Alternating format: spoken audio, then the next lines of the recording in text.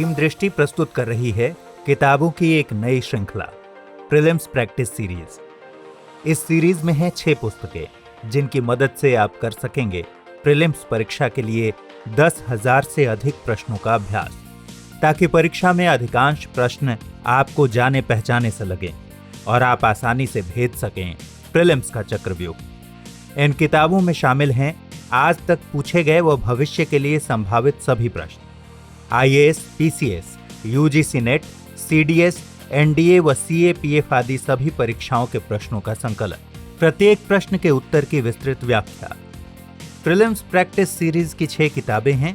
भारतीय संविधान व राज्य व्यवस्था 1600 से ज्यादा प्रश्न, भारतीय इतिहास एवं कला संस्कृति 2300 से ज्यादा प्रश्न, भूगोल एवं पर्यावरण पारिस्थितिकी 2500 से ज्यादा प्रश्न, भारतीय अर्थव्यवस्था 1200 से ज्यादा प्रश्न, सामान्य विज्ञान एवं विज्ञान प्रौद्योगिकी 1500 से ज्यादा प्रश्न, भारत 2020 बजट, आर्थिक सर्वेक्षण व करंट अफेयर्स, इसमें हैं 1500 से ज्यादा प्रश्न। खरीदने के लिए संपर्क कीजिए अपनी नजदीकी बुक शॉप से या विजिट कीजिए हमारी वेबसाइट drishtiis.com या मंगवा लीजिए अमेज़न अथवा फ्लिपकार्ट से। आपकी सुविधा के लिए इन किताबों के डायरेक्ट लिंक्स इस वीडियो के डिस्क्रिप्शन और कमेंट बॉक्स में दिए गए हैं। दृष्टि आईएएस के ऑडियो आर्टिकल प्रोग्राम में आपका स्वागत है। आज का हमारा आर्टिकल द हिंदू में प्रकाशित लेख none gains on US withdrawal from WHO और द इंडियन एक्सप्रेस में छपे लेख अ डिप्लोमेटिक ओपनिंग के सम्मिलित सारांश पर आधारित है। इसमें टीम दृष्टि के इनपुट्स भी शामिल हैं। यह जीएस पेपर सेकंड के अंतर्राष्ट्रीय संबंध खंड से जुड़ा है। तो आइए लेख की शुरुआत करते हैं। डब्ल्यूएचओ विवाद, प्रभाव और चुनौतियां। हमारे वीडियो अंग्रेजी में देखने के लिए फॉलो करें हमारा ही दूसरा यूट्यूब चैनल दृष्टि आईएएस इंग्लिश।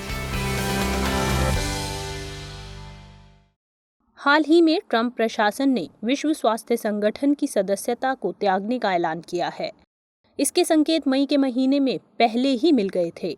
कोरोना वायरस महामारी के कारण उपजे हालात में डोनाल्ड ट्रंप और विश्व स्वास्थ्य संगठन के बीच ठन गई थी और इस बात की आशंका जताई जा रही थी कि आने वाले समय में अमेरिका यह कदम उठा सकता है। कोरोना वायरस के तथ्यों को लेकर अमेरिका चीन के बीच शीत युद्ध से पूरा विश्व समुदाय वाकिफ है।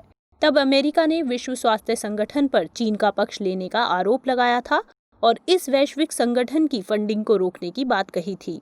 हालांकि अमेरिका के इस कदम के कई मायने निकाले जा रहे हैं।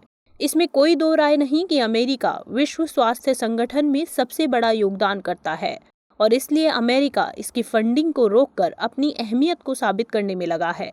लेकिन एक ऐसे समय में जब वैश्विक महामारी पर काबू पाने के लिए डब्ल्यूएचओ को सबसे ज्यादा मदद और फंड की जरूरत है, तब अमेरिका का यह कदम माकूल नहीं लगता। सवाल है कि क्या डब्ल्यूएचओ के सामने वित्तीय संकट आने से कोरोना के खिलाफ लड़ाई कमजोर नहीं हो जाएगी? विकसित देशों के बरक्स निम्न और मध्यम आय वाले देशों को ऐसे संगठनों की सहायता की सख्त जरूरत है। ऐसे में उन देशों का क्या होगा जो इस महामारी के दुष्चक्र में फंसे हुए हैं? क्योंकि दुनिया भर में डब्ल्यूएचओ की निगरानी में ही कोविड वैक्सीन का निर्माण हो रहा है। ऐसे में यह देखना होगा कि अमेरिका के इस कदम से वैक्सीन के निर्माण पर कोई असर तो नहीं पड़ेगा। फिर एक बड़ा सवाल भारत के नजरिए से भी है। इस सारी प्रगति में भारत कहाँ खड़ा है और वह इस विवाद में किस प्रकार की भूमिका निभा सकता है? आइए विचार करते हैं।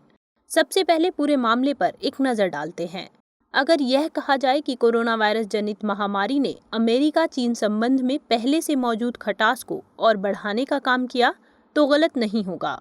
और इसी खटास ने डोनाल्ड ट्रंप को विश्व स्वास्थ्य संगठन के खिलाफ विरोध के स्वर बुलंद करने का मौका दिया।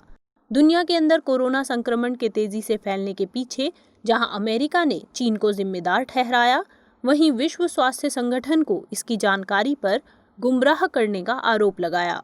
ट्रंप ने कोरोना वायरस फैलने में डब्ल्यूएचओ की भूमिका को संदिग्ध बताया और महामारी के दौरान इस पर चीन का पक्ष लेने का आरोप लगाया। राष्ट्रपति ट्रंप अप्रैल माह में कई बार विश्व स्वास्थ्य संगठन पर हमलावर दिखे और इसे चीन के हाथों की कठपुतली बताया। ट्रंप के अनुसार विश्व स्वास्थ्य संगठन अपनी जिम्मेदारियों का निर्वाह करने में नाकाम रहा है और संगठन ने वायरस के बारे में चीन के दुष्प्रचार को बढ़ावा दिया है, जिसके कारण वायरस ने और अधिक गंभीर रूप धारण कर लिया। अमेरिका का मानना है कि WHO समय रहते और पारदर्शी तरीके से वायरस से संबंधित सूचना एकत्रित करने और उसे साझा करने में पूरी तरह से नाकाम रहा है। लिहाजा ट्रंप ने WHO के बारे में जल्द ही कुछ सिफारिशें लेकर आने की बात कही थी। तभी उन्होंने WHO को अमेरिका से दी जाने वाली सहायता भी रोक देने का ऐलान किया था। फिर मई में ट्रंप ने WHO से बाहर निकलने की भी धमकी दी थी। लिहाजा इस घोषणा के 1 माह के बाद अमेरिका ने औपचारिक तौर पर संयुक्त राष्ट्र को पत्र लिखकर WHO से बाहर जाने की इच्छा जताई है। हालांकि 1948 के अमेरिका के एक संकल्प के मुताबिक अमेरिका 2 शर्तों को पूरा करने पर ही WHO से बाहर जा सकता है। पहली शर्त यह है कि अमेरिका 1 साल की नोटिस देगा और दूसरी यह है कि अमेरिका अपना सभी बकाया WHO को भुगतान कर देगा। लिहाजा ऐसा माना जा रहा है कि अगले साल जुलाई में इस संगठन से अमेरिका के बाहर होने की कार्रवाई मुकम्मल हो सकेगी। आइए विश्व स्वास्थ्य संगठन के बारे में जान लेते हैं। स्वास्थ्य क्षेत्र के लिए काम करने वाली अंतर्राष्ट्रीय संस्था WHO संयुक्त राष्ट्र की विशेष एजेंसी है। इसकी स्थापना 1948 में हुई थी। WHO ने 7 अप्रैल 1948 से काम शुरू किया, इसलिए 7 अप्रैल को हर साल विश्व स्वास्थ्य दिवस मनाया जाता है। इसका मुख्यालय स्विट्जरलैंड के जेनेवा में स्थित है। मौजूदा वक्त में WHO के सदस्य देशों की संख्या 194 है। 150 देशों में इसके कार्यालय होने के साथ साथ इसके 6 क्षेत्रीय कार्यालय भी हैं। WHO का दक्षिण पूर्व एशिया का क्षेत्रीय कार्यालय नई दिल्ली में स्थित है। यह एक अंतर सरकारी संगठन है और अपने सदस्य राष्ट्रों के स्वास्थ्य मंत्रालयों के सहयोग से कार्य करता है। WHO वैश्विक स्वास्थ्य मामलों का नेतृत्व करते हुए स्वास्थ्य अनुसंधान संबंधी एजेंडे को आकार देता है और विभिन्न मानदंड और मानक निर्धारित करता है। WHO साक्ष्य आधारित नीति विकल्पों को स्पष्ट करता है, देशों को तकनीकी सहायता प्रदान करता है और स्वास्थ्य संबंधी रुझानों की निगरानी और मूल्यांकन करता है। इसके 2 गवर्निंग बॉडी भी हैं, वर्ल्ड हेल्थ असेंबली और executive board. World health assembly WHO के लिए सर्वोच्च निर्णय लेने वाली संस्था है। इसकी मीटिंग अमूमन हर साल मई में जेनेवा में होती है और इसमें सभी 194 सदस्य देशों के प्रतिनिधिमंडल भाग लेते हैं। इसका मुख्य कार्य संगठन की नीतियों को निर्धारित करना है। एग्जीक्यूटिव या कार्यकारी बोर्ड में 34 सदस्य होते हैं। स्वास्थ्य के क्षेत्र में तकनीकी रूप से योग्य लोग ही इसके सदस्य होते हैं। सदस्यों का चुनाव 3 साल के लिए होता है। मुख्य कार्यकारी बोर्ड की बैठक जनवरी में आयोजित की जाती है। हाल ही में भारत के स्वास्थ्य एवं परिवार कल्याण मंत्री हर्षवर्धन को इस बोर्ड का अध्यक्ष बनाया गया है। इससे पहले यह पद जापान के पास था। WHO से अमेरिका के निकलने के फैसले को संस्था के लिए बड़ा धक्का माना जा रहा है। अब सवाल है कि अमेरिका के हालिया कदम के क्या प्रभाव होंगे।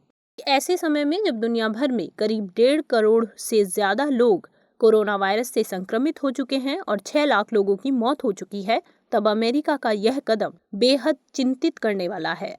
दरअसल अमेरिका विश्व स्वास्थ्य संगठन को सबसे ज्यादा फंडिंग करने वाला देश है। विश्व स्वास्थ्य संगठन का वित्त पोषण मुख्य रूप से सदस्य देशों, लोक उपकारी संगठनों और संयुक्त राष्ट्र के विभिन्न संगठनों द्वारा किया जाता है। अमेरिका WHO की कुल फंडिंग में सालाना करीब $450 मिलियन का योगदान देता है।